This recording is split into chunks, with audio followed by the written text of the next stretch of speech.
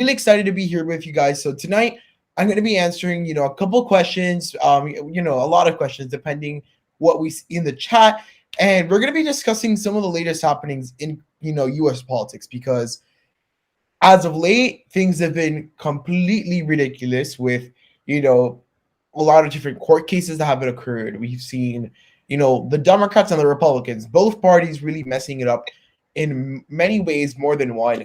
So we're gonna have a very interesting discussion today. We have, as I can see down in the chat, we have a lot of people waiting and excited to be part of this live stream. So I'm excited that's something that's gonna happen today.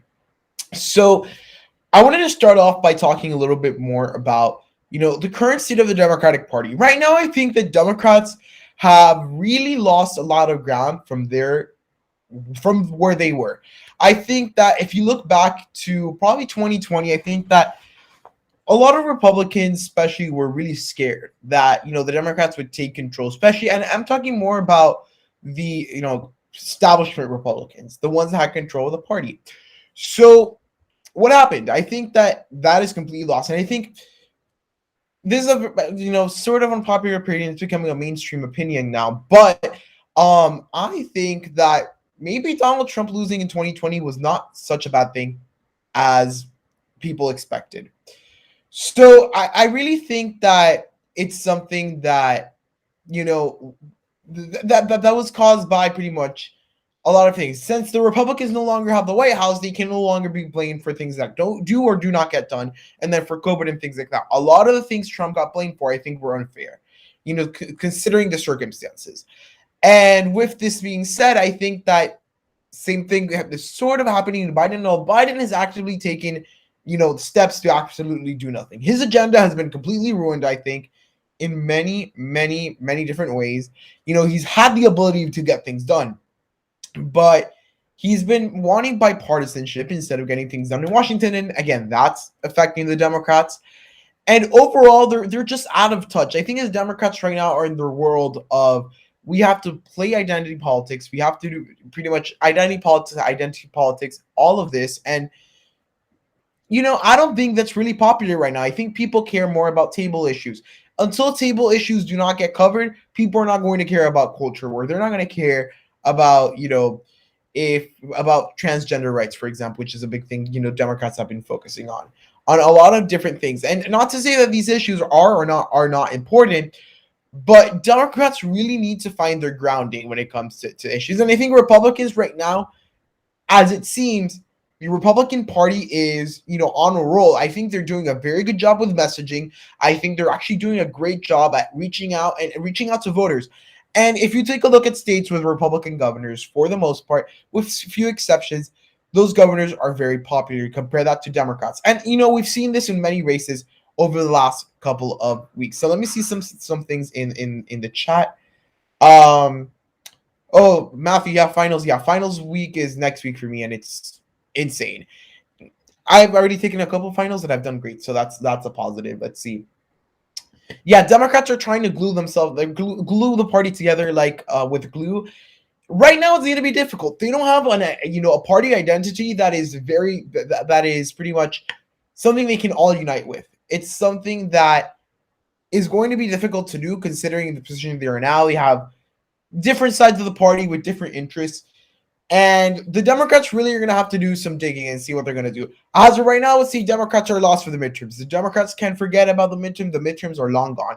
There's always the aspect of trying because, people could have said in 2018, the Republicans had no chance of holding on to the Senate or different scenarios like that. And I think it's not to say that it's impossible, but it's highly unlikely at this point, if you were to ask me, for example. Yeah, I mean, and, for Donald Trump, the best thing that could have happened was losing in 2020, because I think in many other ways, a lot of the things that Trump was saying that sounded ridiculous at the time, I really think are in an aspect, not completely, but in an aspect, becoming true in a way. Now, I do think that, I think for Trump, a lot of the things he said, the lab leak, for example, a lot of those things, they're becoming true. And I really think that a lot of things have to be, handled with caution because we know Trump is very specific personality, if you know what I mean. Let's see. So Matthew says, either people think they aren't doing enough or they are doing too much. I think I agree. Democrats, they're doing something where their policies, they're not popular. I mean, they're rather unpopular, rather, but then it's either they're doing too much or they're doing too little. And again, you're always going to find yourself in that political, place when your party's in charge of Washington and they haven't done nothing. I think that that's going to be something that's really impacting, and in the long run is going to definitely impact the Democrats. So I think it's something that is certainly true. And overall, I do think that the Democrats could have challenges with that. And I think there's another true fact, Matthew, that the reality is if Trump runs on Stop the Steal back in 2022, the Republicans can forget about certain races. I think right now what Republicans must do is run with the Glenn Youngkin brand. Run with the Trumpism ideas because the Trumpism ideas are popular. The Trumpism ideas have proven to be popular with a lot of voters. A lot of the ideas the Republicans have in the mainstream popular with Virginians, state that went for the Democrats. Generally speaking, I think it's something that is going to be important for the Republicans moving forward. If they stick with the Lauren Boebert, Marjorie Taylor Greene type, what's going to happen? That's going to really excite their base, and their base is going to be ecstatic that these people are running. But at a larger political sense, when you're trying to win elections at a bigger scale, it might not just be enough. So I think that what Republicans have to do is in very red districts, run Trump-like candidates. And then when you start getting into suburbs, you start getting into more competitive districts just because of the way they're drawn. Because let's remember that this election is going to be different. 2022 is going to be different from, all of the elections, until going back until 2010, in the sense that we're getting redistricting, and that's another factor in play. Look, I think at this point, since you're getting a lot of redistricting, new communities kind of voting in the same blocks, I think it's important for the Republicans to shy away from that. And that's just my opinion, but I think it's something that they could do to, be more effective in a way. Something else that I think is a good point that I wanted to talk about this because this is a big news. You guys have known, if you've been here with me for a while, and most of you in the chat have, you guys would know that me personally, abortion is one of the issues I don't like getting into because I feel like it's not my spot. However, with this big decision with Roe versus Wade possibly being overturned, I think it's something that we kind of need to discuss. So with Roe versus Wade, I think we're seeing a very interesting thing where the conservative judges are leaning towards actually overturning it. So what is this going to mean? I think that, one, a lot of analysts are really over-exaggerating the extent. With the couple of exceptions of the states in the South that, have historically been very against abortion, a lot of abortion laws are going to stay the same in many states. Why? Because what Roe versus Wade is not really like, if it gets overturned, abortion is suddenly going to be banned in all the country. What's going to happen is states which usually these states are pro life in most cases. Of course, there's always going to be the few people that, for example, would like to get an abortion, but they can't because it's illegal in their state if Roe versus Wade does get overturned. But at a general level, it's people. The idea in law is people elect their representatives in Congress. And if people elect those representatives in Congress in many southern states, Mississippi, Texas, for example, those laws are considered valid, okay? So I think that, constitutionally, taking a look at the law, I think Roe versus Wade is on legal grounds to be overturned. Political impacts. This is going to be one of those quintessential culture war political things that Democrats are going to use. Democrats, I mean, this is their only maybe saving grace that they might be able to use. If Roe versus Wade gets overturned, they're going to put out that in ads. oh, do you want to be the next Texas? Do you want to be the next Mississippi? And especially in the suburbs, that's something that's going to hurt. Because let's get something straight. Most of America is pro-choice. I think there's no way of going around it. There's a bit, but the pro-life movement is very adamant of what they want. Now, again, this kind of goes back to one of the things they've also been like, thinking about politically. I've been, I'm working on several projects. So that's also a reason I'll get into this later. Why I kind of been absent, from the channel, like not posting every day like I like to. I probably post like once a week, twice a week. But one of the things I've been researching for this project is, issues that look like they're monumental to certain people, but are not to other people. And I think a lot of these religious issues, like issues based with like kind of tied to the church. I think abortion is the biggest thing with a lot of religious people really standing with like pro life movements, and it's at a level that they go out and vote because of that.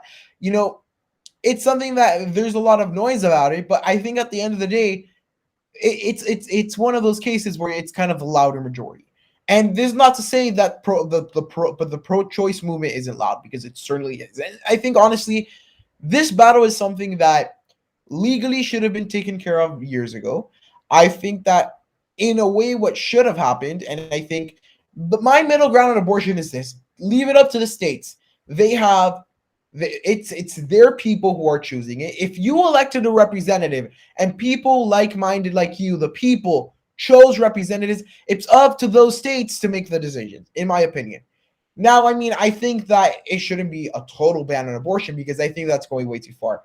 But I think that's something that could be detrimental towards the Republicans, circling back, because the Democrats, I think that's one of the issues they can do well with suburban women, generally speaking. So let's see. Exactly. I mean, so more, I agree with this 100%. Abortion is the most intractable of all the issues. That's the thing about abortion. People have their stances. With the exception of people in the middle, pro-life and pro-choice will go at it for days, and they've been going at it for days. And these are not, measly campaigns. They're multi-million, billion-dollar campaigns for this to happen. So it's clear that, it's an issue that people might not be, wanting to move on. I think that when it comes to the midterm elections, Republicans have a very good chance coming up. And it's for a couple of reasons. I think number one, the biggest reason would be that there's just general excitement. People do not like Joe Biden. And to be honest, don't blame them. The Biden administration has really done nothing. And I'm looking at it from, a kind of centrist point of view, where you see the administration hasn't done anything. I mean, with the exception of the infrastructure bill, which is going to be built in a million years, they haven't done anything. And everything they've done, they've used congressional tricks to get, saved. I think generally speaking, Biden's administration mess, I would give him some credit and say it's not 100% his fault, but a good 75-80% it's his fault. I think part of it is Congress being incompetent, again, controlled by Democrats. So I'm letting Biden off the hook here just a little bit, but the rest of it, it's the Democrats that a lot of things that they're supposed to be doing, and they're being pointed directly, you should do this, the country needs it, because it's not politically convenient, they're not doing it.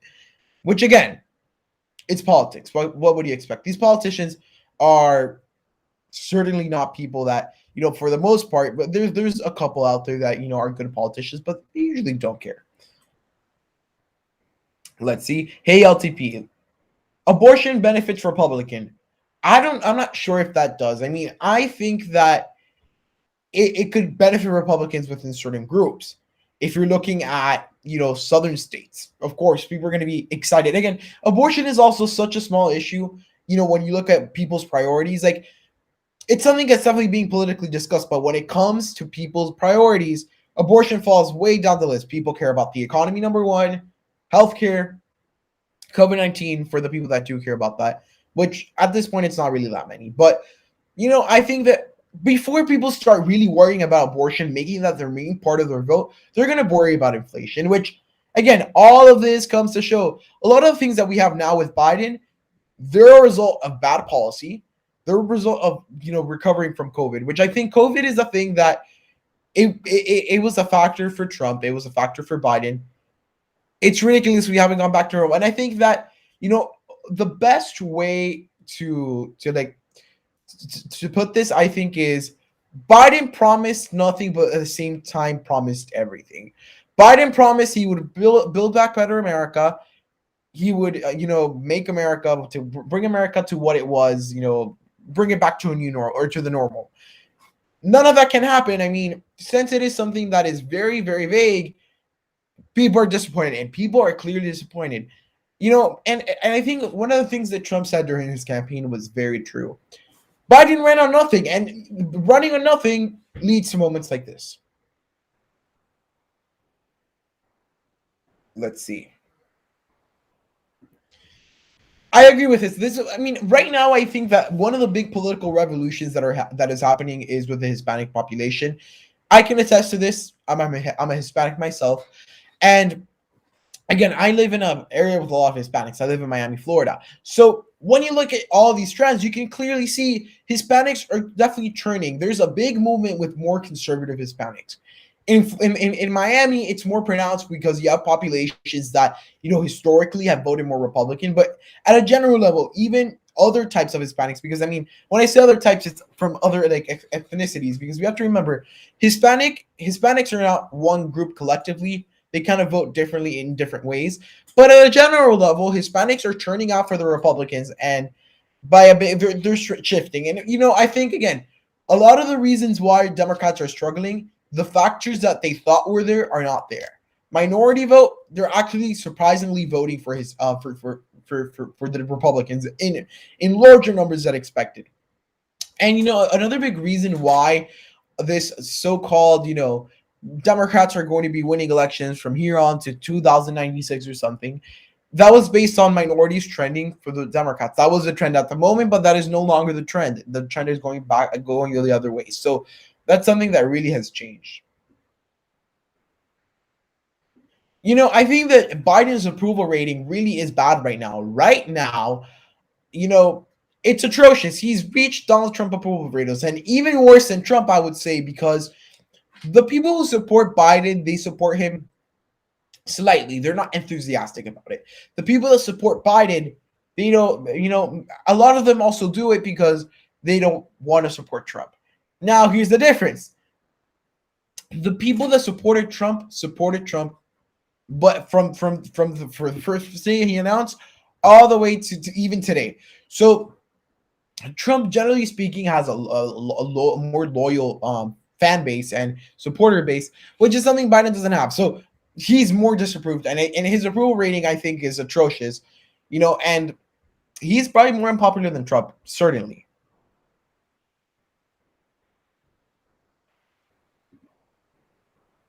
Democrats are doing a poor job, but I think it's generally because I think they're doing a poor job, but I think they're also they're just out of touch right now. I think for the most part, what Democrats are doing right now is focusing on things they shouldn't be focusing on.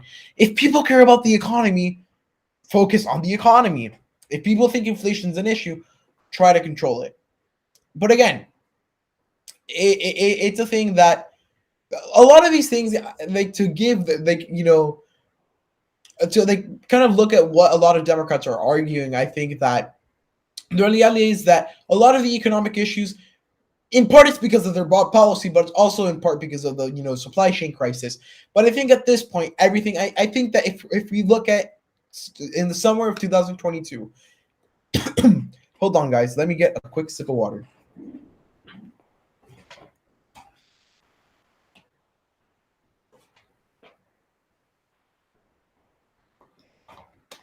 Okay, so like I was saying, that if we look at summer 2022 and nothing has changed, everything's still the same. And the situation of the country really hasn't improved. I think we could say, it's the Democrats' fault. I think you should give, with COVID, a period of time which you should say, be a little lenient. But I think at this point, we're almost reaching that point that COVID's no longer a factor. If you wanted to open your state, you could open your state. Look at Florida. Florida has been open for months and months and months. We've been open since last year. So all of this, the economic crisis and all of this could have been prevented.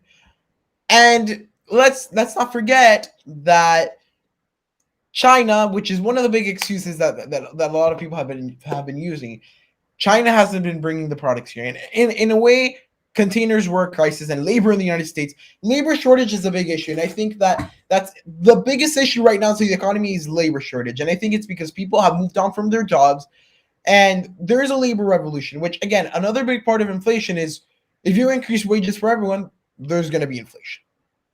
And inherently, because of the labor shortage and labor crisis, what's going to happen? Wages are going to be higher across the board, because if not, you can't attract employees.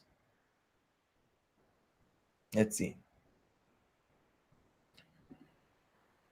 So, I mean, this is something that I think is interesting that, a lot of people think, and especially within the Democratic Party, they really do think that, Hispanics care about immigration. That's their top issue. And again, these are stereotypes, and it drives me crazy because Hispanics, they don't like open borders. I think, generally speaking. And Hispanics don't care about immigration. That's not their number one issue. Their number one issue is, like everyone else, the economy, their healthcare, a better life for the kids. So what's the point? The Democratic Party are just doing such a horrible job at managing Hispanic vote, and it's unlikely that they would, bring Hispanic voters back. Let's see.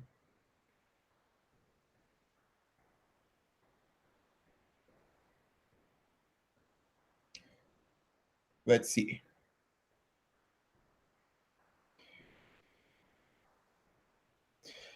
I'm gonna. There's this comment. I'm gonna talk about it. So, I think the Democratic Party has really, especially with vaccines. I'm a pro-vaccine person. I recommend that everyone gets vaccinated. I mean, and I think at the end of the day, it's your choice. If you want to get vaccinated, great. If you don't, that's fine too. I mean, the vaccine has been proven to work. And look, if you don't want to take the vaccine, I don't think that you should be segregated from the population. I don't think you should be, sent off to planet Mars because you don't have your vaccine.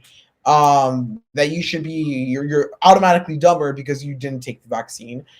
I think that generally speaking, getting vaccinated is important. But I think it's come to a point where we already have reached herd immunity. I think that unless, Dr. Anthony Fauci wants to continue this pandemic forever, we've reached that herd immunity point. What she said was 70% of the population being vaccinated. So at this point, all the wars with vaccination and things like that, I find it ridiculous.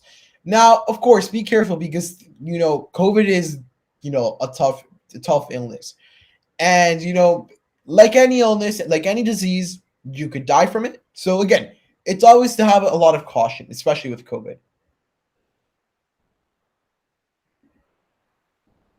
Do I think Trump would make a good Speaker of the House in 2022?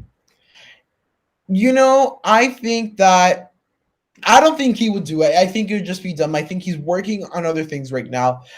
And that's something I wanted to talk about. Trump in 2024, is he going to run? I think that the latest news about his social media companies is really making me think he might not. But I don't think he would be Speaker of the House. I don't think he wants a job. I think that for him, Speaker of the House is a downgrade. And I think he wouldn't do anything. He's not a member of Congress, so I wouldn't think so. It's a rumor that it might happen, but I think ultimately they're going to go with whoever.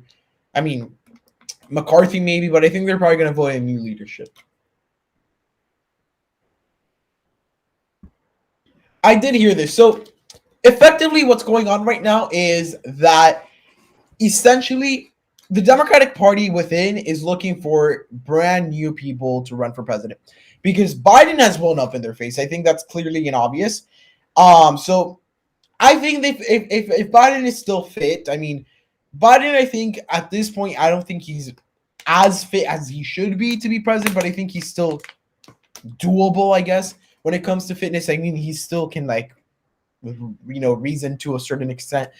Um, Even though like maybe the things he does, I don't know, I don't agree with at the end of the day. But I think that the Democrats are looking for their next nominee, and first it was clear and plain as day, Kamala Harris was a front runner. No longer that's the case because the people within the Democratic Party are realizing that Kamala Harris is not a good candidate. And who's the next nine people to judge? Again, I think he's better than Harris and better than Biden in the possibility of them winning yet again. I'm not sure how effective that's going to be.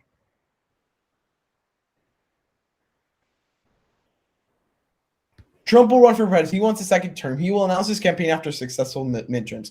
The big reason I'm really like iffy about this is, well, number one, I think that the first thing that really needs to happen is Donald Trump gets back on social media. If Trump is no longer able to tweet like the way he was in 2020 for the campaign in 2016, he's not going to run because it's going to be very hard to reach voters. Because how was his way of reaching voters? Through tweets? How was the way that he made the headlines? Through tweets. And without that, I think it's going to be very difficult to run a campaign. Now, with this said, he's running. He's going to be creating he has a Trump social media corporation, which is going to really make a lot of different things with media. He's going to have the Truth app, and it seems like a serious project. I mean, take a look at Devin Nunes, representative. He resigned to become the chairman of that corporation. So I think he's serious about that. I don't think it's going to be enough to run for president. So Trump running for president, I think at this point is contingent on social media companies' ban.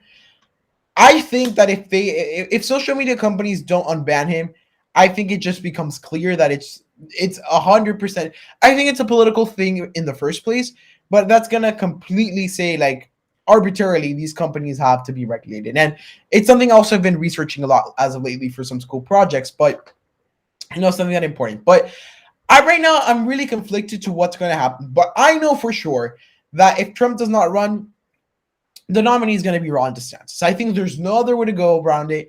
DeSantis is a good person. He wins. He's liked by the Trump base. And I don't think I live in Florida. I'm very happy with his performance. And I think suburban voters like him in general. So I think something that's interesting. Let's see.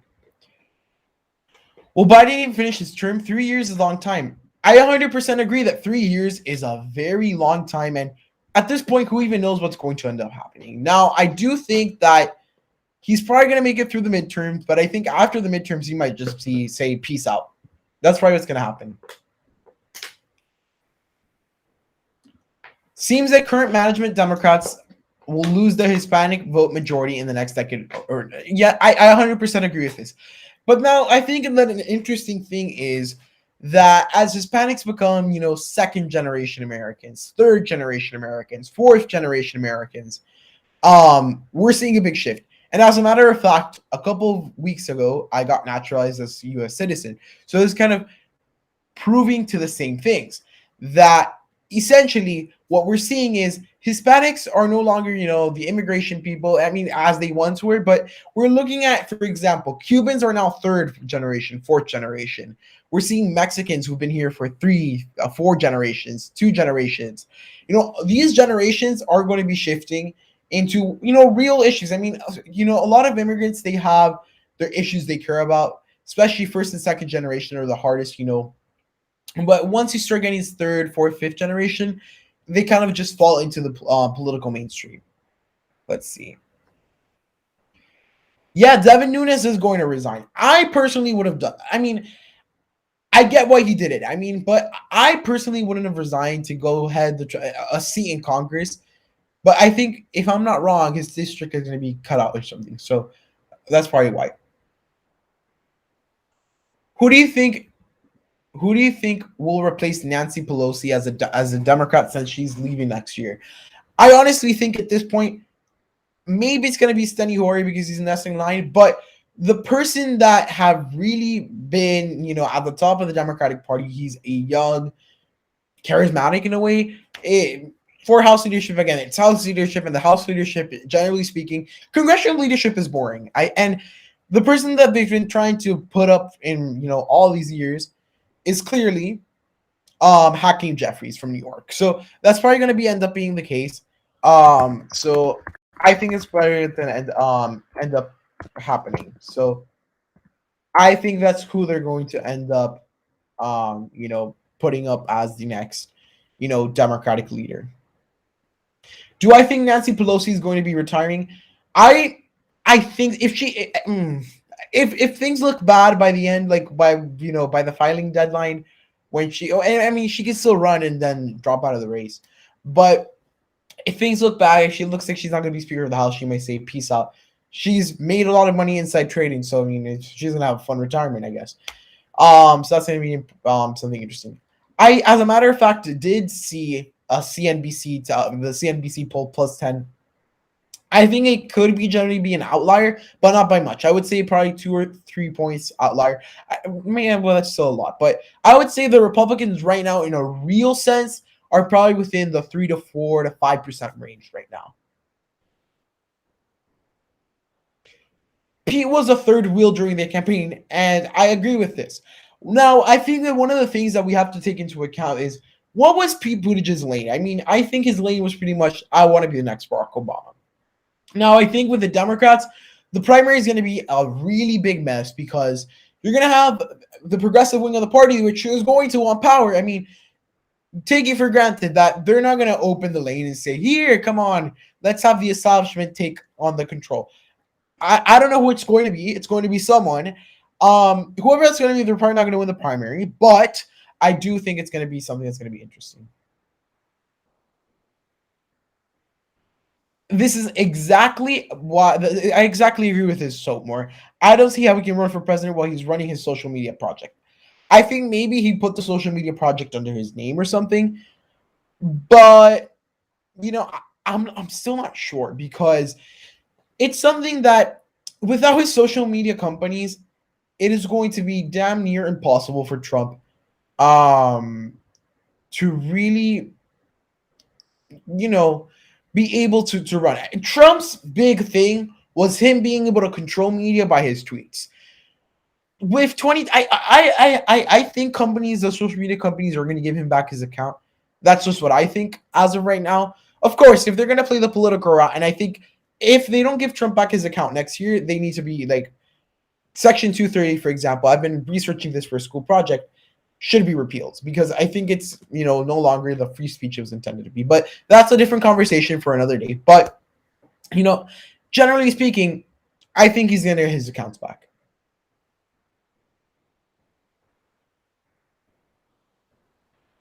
Glenn Youngkin 2024. So guys, by the way, I'm so sorry. I'm falling behind a little bit on comments. So haven't gotten to your comment yet. Please. Okay.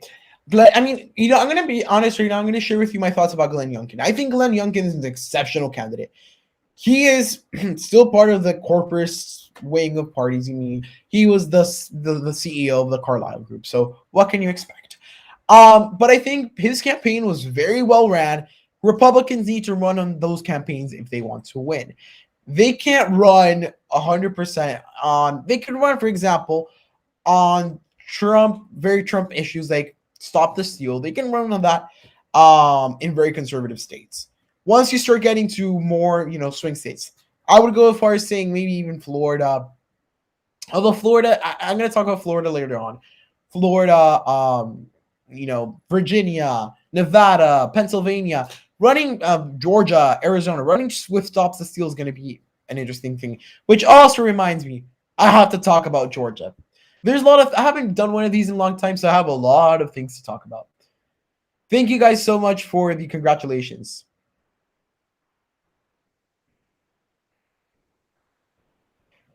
Pete Buttigieg is losing 12 points to Trump. I think that is 100% the case.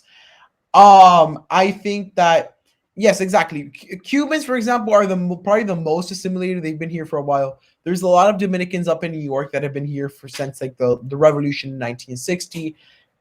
Generally speaking, those are groups that are most assimilated. Then you're looking at Mexicans, which are probably going to be assimilated in one more generation. I think a lot of Mexicans are already assimilated.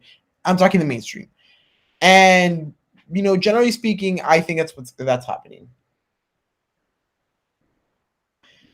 Miami-Dade will flip next year. I don't think so. I live in Miami-Dade County, And while I think what people don't get about Miami-Dade County is the following. Hispanic population is indeed very large. You're looking at big amount of Colombians, you're looking at a big amount of Venezuelans, Cubans, of course, that are really heavily voting for Republicans. And the Republicans have such strong control of, political happenings in the county.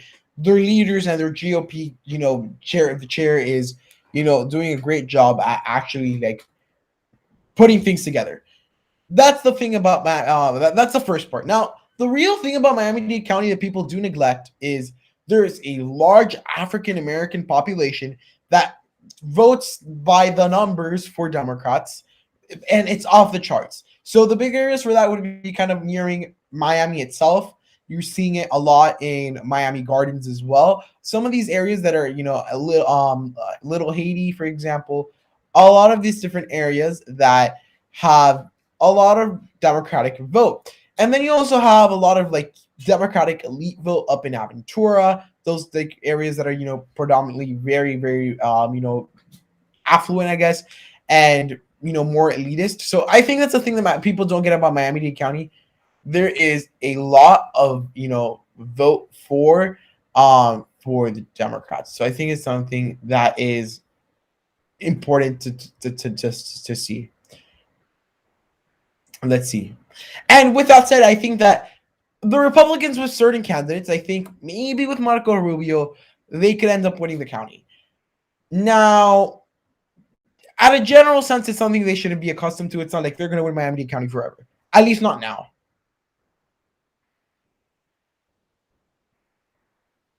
This is exactly why, because of Venezuelans, Nicaraguans, and Cubans. Cubans are the biggest population. A lot of Venezuelans, like myself, have started to become U.S. citizens because of the naturalization process, which is going to add a lot of votes, against the anti-communist nature. And I think the politician that most, exemplifies Miami politics is Maria Elvira Salazar. She is poster girl for Latin American issues. And I mean, effectively, she's been, the voice of, what a lot of people in Miami care about, which is in a part what happens in Latin America, but also, day-to-day issues, what happens with the economy, things like that. So she's a strong representative. And like her, there are millions of other Republicans out there. State Senator Manny Diaz Jr. You have people like him who, are recognized within the county, and they have built up a quite large amount of support.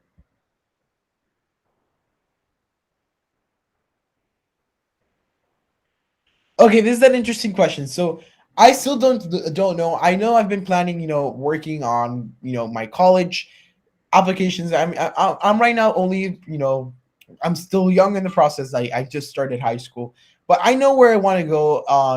To college. I want to go to an Ivy League, possibly Harvard, possibly Yale, possibly UPenn.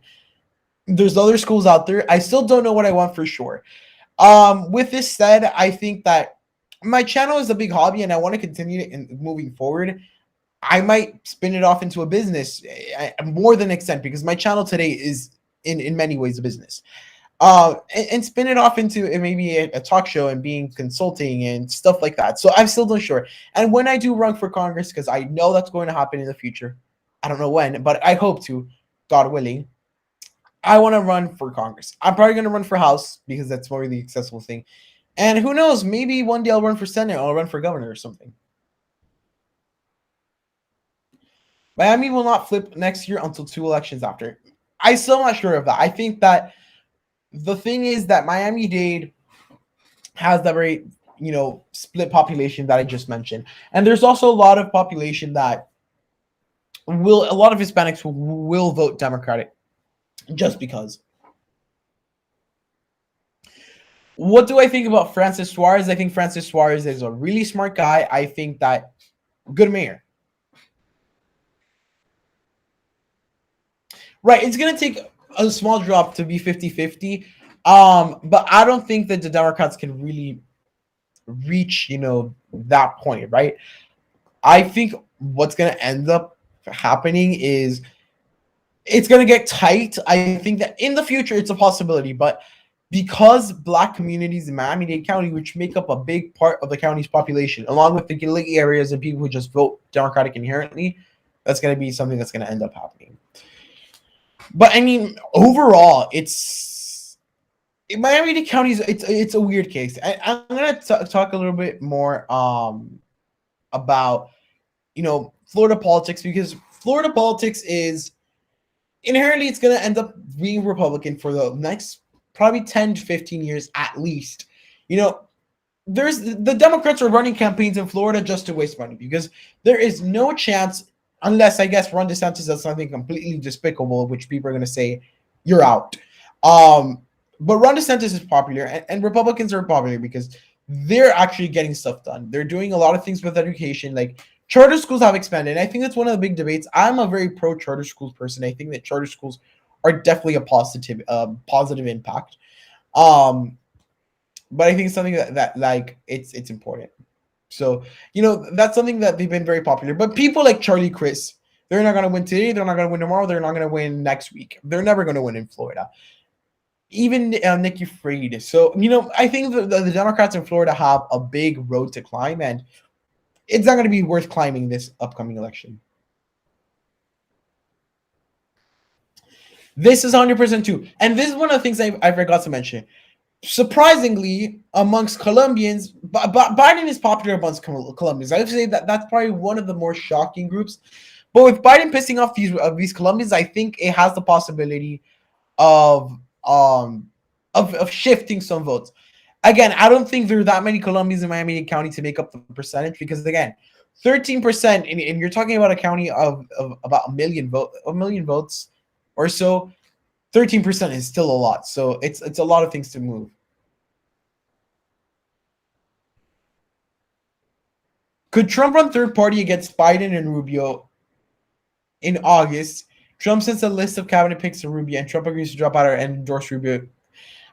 I mean, I don't think Rubio would ever be the nominee, but in such case, I mean, I think that Rubio could win, because the people that would be supporting Donald Trump are his supporters, and his supporters that follow him everywhere. So he could just say, I'm pointing at Rubio. That's going to be the guy I want to win. Then, of course, Rubio will endorse. And I mean, especially with the situation, it's a political deal. I think it's going to end up happening. If that is the scenario, of course.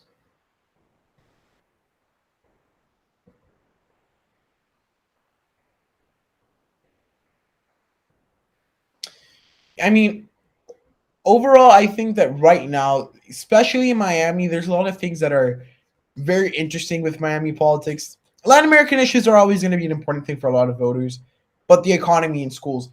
Something else, I mean, and this is minor news, but like this is something that impacted me, and it's not really a I wouldn't say it's political, but in a way it is, because we elect our school board here, and they hire a superintendent. But Miami-Dade County Public School superintendent just left to go to the Los Angeles School District. So I think he was actually a very good superintendent. He's actually done a lot of good for the Miami-Dade County Public Schools District. So that's one of the things I'm sad to see leave. There's 100,000 Colombian Americans living in Miami, second highest minority group. There's a lot, but again, there's still a lot of Colombians that are going to vote for Biden. I think, of course, they definitely pissed, because you essentially said the people who have been terrorizing Colombians for years, oh, no, they're fine. It's ridiculous. Do you think Republicans in Congress are doing enough to tire out the Dems like what they did to Trump? I think Republican Congress isn't doing enough. What did they do, Trump, that was more effective? So, I think what Republicans are doing, their strategy is not so much to attack Trump as much through Congress. It's much letting things sit. And the reality is because they haven't had to, because Democrats are sabotaging themselves. You have a group of, 5, 6, 7 corporate Democrats that have not let anything go through Congress. You also have the big help of Joe Sinema. Yes, Joe Sinema. Joe Manchin and Kirsten Sinema that have, really helped out the Republicans. And the Republicans have not, they haven't done anything, like the Democrats had to do, because Democrats themselves are just so torn, they really don't have to. Let's see.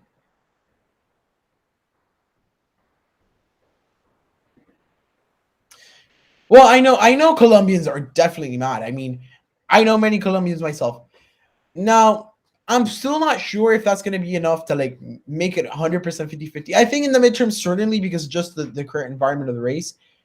But yet again, I think that it's enough of I mean, it's probably enough votes to make it 50-50.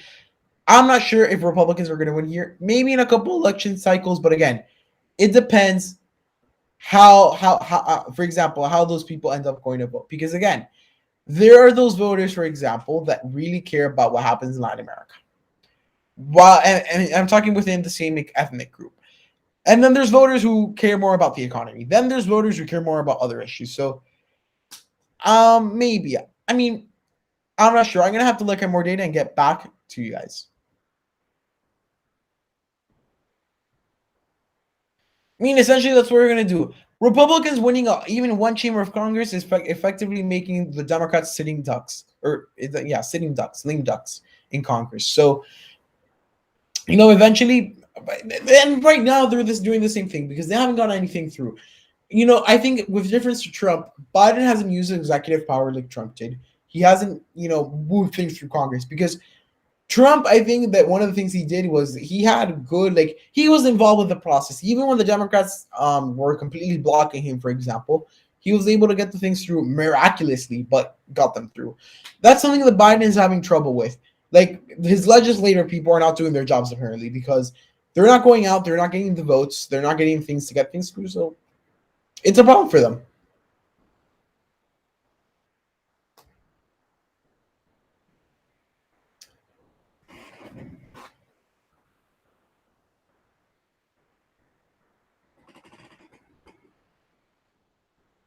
And I think honestly, right now, one of the big things that's going to be impacting Democrats, moving forward is Trump. I think that if the Democrats no longer have the Trump brand, I guess, to run against, is going to be something that's going to end up being inherently difficult because that's been their whole brand for the last couple of years. Were you shocked about the results in New Jersey? Of course I was. I mean, I thought that maybe 10 points. I did not expect it to be that close. And honestly, again, warning signs to the Democrats because, Lord, I mean, it was something that ended up being a bad thing for them. Okay. I think that probably was a loose cable or something. Yeah, I mean, I was surprised with New Jersey and I was in a way surprised with Virginia, but not as much as New Jersey. I mean, I expected Glenn Youngkin to win ever so slightly, but again, Republicans exceeded expectation by 10 miles. So, yeah. I think I agree with this also. Like, Nevada is getting a lot closer. I think that people have taken it for granted. It's definitely a blue state. It's all of this, and it's really not. So I think that's a real situation.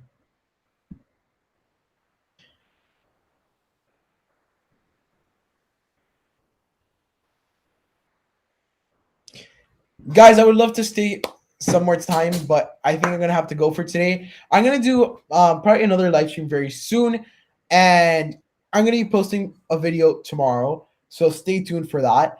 And yeah, I mean, we're I'm really excited, and we're almost towards primary season for the midterms next year. So again, that's going to be very fun.